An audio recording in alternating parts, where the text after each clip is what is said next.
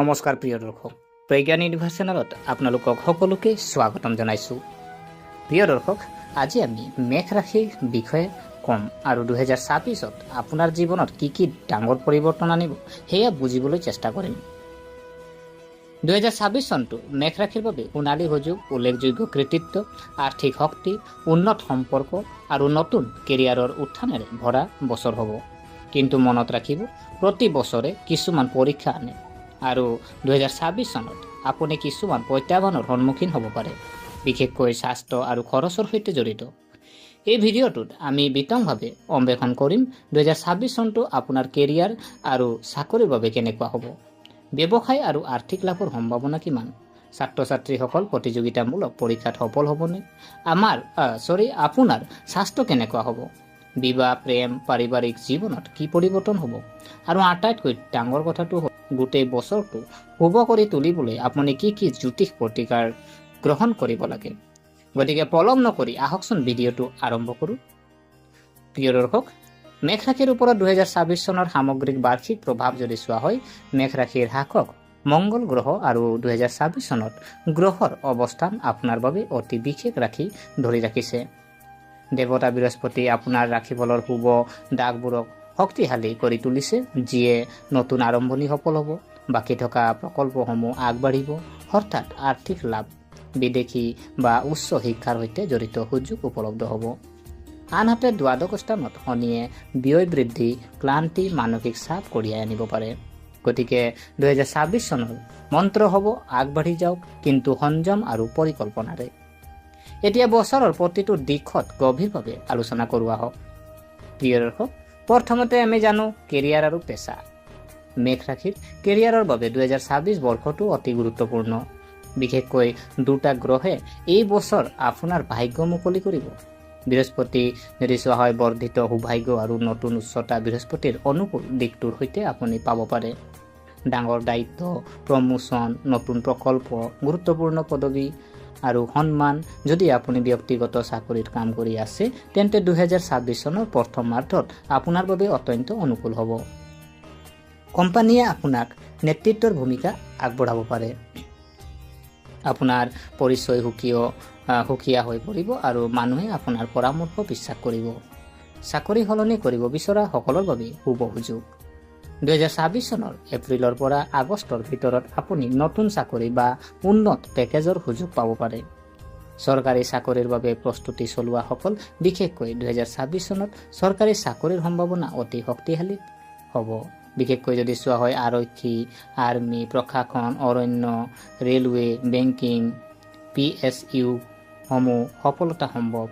প্ৰত্যাহ্বান যদি চোৱা হয় শনিৰ প্ৰভাৱ, আপোনাৰ ৰাশিফলৰ দ্বাদশ স্থানত শনিৰ গ্ৰহৰ সৈতে এনে হ'ব পাৰে।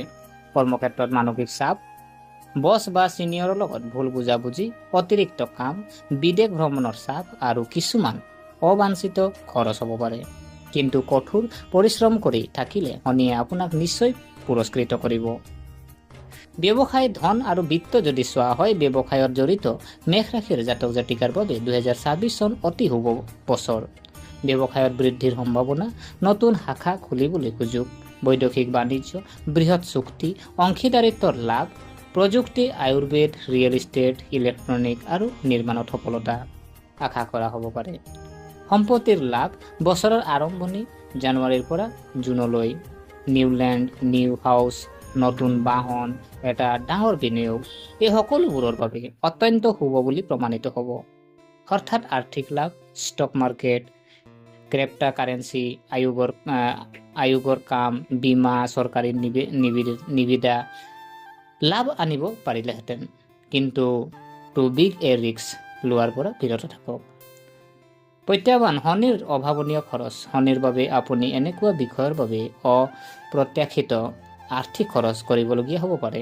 চিকিৎসালয়, আদালতৰ গোচৰ, পৰিয়াল, বিদেশ ভ্ৰমণ। আপুনি পাৰিলে আপোনাৰ খৰচ নিয়ন্ত্ৰণত ৰাখক আৰু সঞ্চয়ৰ ওপৰত অধিক মনোনিৱেশ কৰক।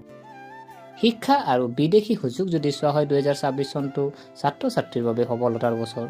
প্ৰতিযোগিতামূলক পৰীক্ষাত সফলতা, চৰকাৰী পৰীক্ষা যেনেকৈ ধৰি লওক UPSC, SSC, বেংকিং, আৰক্ষী, ৰেলৱে, জানুৱাৰীৰ পৰা জুনলৈ আৰু অক্টোবৰৰ পৰা ডিচেম্বৰলৈকে উৎকৃষ্ট ফলাফল দিব। উচ্চ শিক্ষা গ্ৰহণ কৰা ছাত্ৰ ছাত্ৰীৰ বাবে শুভ সময়। এই বছৰটো অভিযান্ত্ৰিক, চিকিৎসা, CA, আইন, বিজ্ঞান আৰু গৱেষণাৰ ছাত্ৰ ছাত্ৰীৰ বাবে গুৰুত্বপূৰ্ণ হ'ব। বিদেশ ভ্ৰমণ আৰু অধ্যয়নৰ ভিছা, বিদেশত পঢ়া সপোন দেখা ছাত্ৰ ছাত্ৰীয়ে হয়তো লাভ কৰিব। ভিছা অনুমোদন, বিদেশৰ বিশ্ববিদ্যালয়ৰ পৰা অহা কল চিটি বৃত্তি লাভ কৰাৰ সম্ভাৱনা আছে। স্বাস্থ্য আৰু সুস্থতা যদি চোৱা হয় 2026 চনত স্বাস্থ্যৰ প্ৰতি অলপ সাৱধান হ'ব লাগিব। সাম্ভাব্য সমস্যা যদি চোৱা হয় টোপনিৰ অভাৱ, হৃদযন্ত্ৰৰ লগত জড়িত চিন্তা, ৰক্তচাপ, জ্বলি থকা চকু, ভৰিৰ বিষ, ক্লান্তি আৰু উদ্বিগ্নতা, পেটৰ সমস্যা, বিশেষকৈ শনিৰ প্ৰভাৱৰ বাবে আপুনি অধিক মানসিক চাপ অনুভৱ কৰিব। প্ৰতিকাৰ যদি চোৱা হয় তেলীয়া খাদ্য কমাব লাগে, নিমখ কমাব, দেৰিলৈকে শুই থকাটো পৰিহাৰ কৰক, দৈনিক যোগাসন কৰক, হনুমান চলিচা আবৃত্তি কৰক, শনিবাৰে তেল দান কৰক। প্ৰেম, বিবাহ আৰু সম্পৰ্ক যদি চোৱা হয় প্ৰেমৰ সম্পৰ্ক 2026 চনত মেঘৰ প্ৰেম জীৱন অতি ভংগুৰ হৈ পৰিব। ভুল বুজাবুজি, অহংকাৰ, যোগাযোগৰ ব্যৱধান, পুৰণি সম্পৰ্কত সমস্যা উদ্ভৱ হ'ব পাৰে। কিন্তু বছৰৰ দ্বিতীয়াৰ্ধত অত্যন্ত শুভ হ'ব, ৰোমাঞ্চ বাঢ়িব আৰু প্ৰেম গভীৰ হ'ব। বিবাহিত জীৱন আমি যদি চাওঁ নতুন বাহন, পৰিয়ালৰ নতুন সদস্যৰ আগমন, সম্পত্তি ক্ৰয়, ভ্ৰমণ সম্ভাৱনা থাকিবই। মংগল গ্ৰহই আপোনাৰ পৰিয়ালৰ পৰা সন্মান কঢ়িয়াই আনিব। পাৰিবাৰিক আৰু সামাজিক প্ৰতিপত্তি, পৰিয়ালত আপোনাৰ গুৰুত্ব বাঢ়িব আৰু সম্পৰ্কবোৰ মধুৰ হৈ পৰিব। কোনো ডাঙৰ অনুষ্ঠানৰ পৰিকল্পনা যেনে বিয়া, ঘৰবাৰী বা পূজাটো পৰিকল্পনা কৰা হ'ব পাৰে। 2026 চনৰ মাহেকীয়া ৰাশিফল যদি চোৱা হয়, আমি যদি ৰাশিফলটো এনেই অকণমান যদি আমি চাওঁ, জানুৱাৰীত আপোনাৰ এটা ডাঙৰ আৰম্ভণি, নতুন পৰিকল্পনা, আৰ্থিক লাভ, মানসিক শক্তি। ফেব্ৰুৱাৰী মাহত যদি চোৱা হয় চাকৰি বৃদ্ধি, পদোন্নতিৰ সম্ভাৱনা, ছাত্ৰ ছাত্ৰীৰ বাবে ভাল। মাৰ্চ মাহটো যদি চোৱা হয় পৰিয়ালত শুভতা, নতুন বাহন, ঘৰতে উদযাপন। এপ্ৰিল মাহটো যদি চোৱা হয় হঠাৎ লাভ, বৃহৎ আৰ্থিক লাভ, শ্বেয়াৰ বজাৰত লাভ। মে যদি চোৱা হয় সাৱধান হোৱাৰ সময়, মানসিক চাপ, ভাগৰ, আঘাতৰ সম্ভাৱনা। জুন সম্পৰ্কৰ উন্নতি, ভ্ৰমণ আৰু ৰোমাঞ্চ বৃদ্ধি পাব। জুলাইত আপোনাৰ কেৰিয়াৰৰ বাবে এক সোণালী মাহ, নতুন চাকৰি, ডাঙৰ সুযোগ। আগষ্ট মাহটো যদি চোৱা হয় বিদেশ ভ্ৰমণৰ সম্ভাৱনা, ষ্টাডি ভিছা, ব্যৱসায়ী ভ্ৰমণ।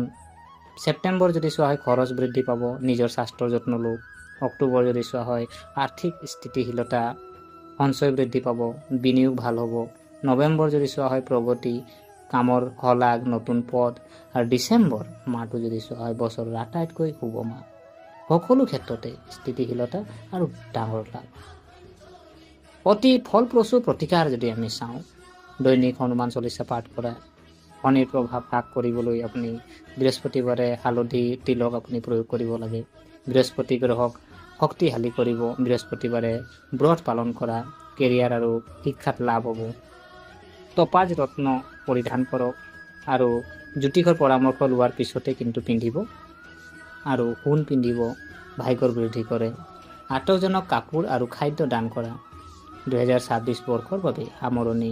মেঘ ৰাশিৰ বাবে 2026 চনটো হ'ব সপোন পূৰণ, কেৰিয়াৰৰ উচ্চতা অৰ্জন, আৰ্থিক শক্তি গঢ়ি তোলা আৰু সম্পৰ্ক শক্তিশালী কৰাৰ বাবে এক মহান বছৰ। অৱশ্যে স্বাস্থ্য আৰু খৰচৰ প্ৰতি অলপ সাৱধান হ'ব লাগিব। যদি আপুনি নিয়মীয়া পদক্ষেপ গ্ৰহণ কৰে আৰু কঠোৰ পৰিশ্ৰম কৰি থাকে তেন্তে এই বছৰে আপোনাক নতুন উচ্চতালৈ লৈ যাব। প্ৰিয় দৰ্শক, এয়া আছিলে জানুৱাৰীৰ পৰা গোটেই বছৰৰ মেঘ ৰাশিৰ যি বছৰেকীয়া ৰাশিফল। গতিকে আশা কৰিছোঁ আপোনালোকে ভিডিঅ'টো চাই ভাল পালে। যদি এই ভিডিঅ'ই আপোনাক কিঞ্চিত মানুহ লাভান্বিত কৰিছে তেনেহ'লে ভিডিঅ'টো লাইক কৰিব আৰু যিমান পাৰে আপোনালোকে বন্ধু বান্ধৱীৰ লগত ভিডিঅ'টো শ্বেয়াৰ কৰিব আৰু কমেণ্ট কৰিব। আৰু আমাৰ চেনেলটো যদিহে আপোনালোকে এতিয়ালৈকে ছাবস্ক্ৰাইব কৰা নাই, অনুগ্ৰহ কৰি ছাবস্ক্ৰাইব কৰি আমাক উৎসাহিত কৰিব বুলি আশা থাকিলে পুনৰ লগ পোৱাৰ প্ৰতিশ্ৰুতিৰে আজিলৈ আমি বিদায় মাগিলোঁ। ধন্যবাদ।